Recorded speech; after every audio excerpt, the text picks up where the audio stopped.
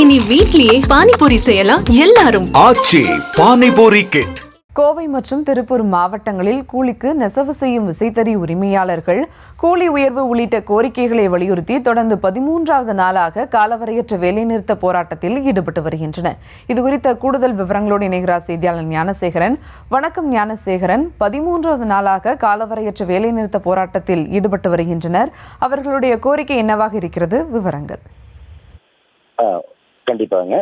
கூலி உயர்வு உள்ளிட்ட கோரிக்கைகளை வலியுறுத்தி கோவை திருப்பூர் மாவட்ட கூலிக்கு நெசவு செய்யும் விசைத்தறி உரிமையாளர்கள் காலவரையற்ற போராட்ட வேலை நிறுத்தத்தை கடந்த 19ஆம் தேதி முதல் நடைபெற்று வருகின்றனர். இன்று 13வது நாளாக இந்த காலவரையற்ற போராட்டம் தொடர்ந்து செய்து வருகின்றனர். மேலும் கடந்த 22ஆம் ஆண்டு ஏற்படுத்தப்பட்ட ஒப்பந்த கூலியிலிருந்து குறைக்கப்பட்ட கூலியை முழுமையாக வழங்க வேண்டும்.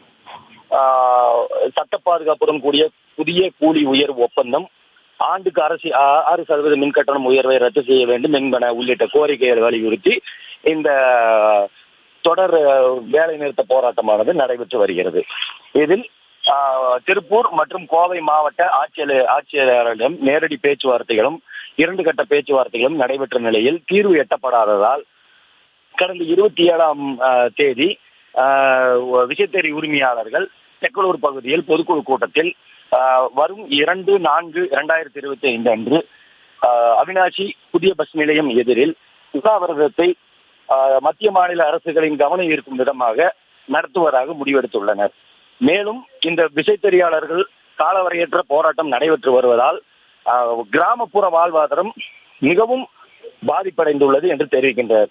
மேலும் கூலிக்கு நெசவு செய்யும் அந்த கூலி தொழிலாளர்கள் நிலைமை மிகவும் கவலைக்கிடமாகவும் சென்று கொண்டிருப்பதால் வேதனை தெரிவிக்கின்றனர். உடனடியாக மத்திய மாநில அரசுகள் தலையிட்டு இந்த பிரச்சனையை முடிவுக்கு கொண்டு வருமாறு கோரிக்கை விடுத்துள்ளனர். விவரங்களுக்கு நன்றி ஞானசேகரன். இனி வீட்லயே பானிபூரி செய்யலாம் எல்லாரும். ஆச்சி பானிபூரி கிட்.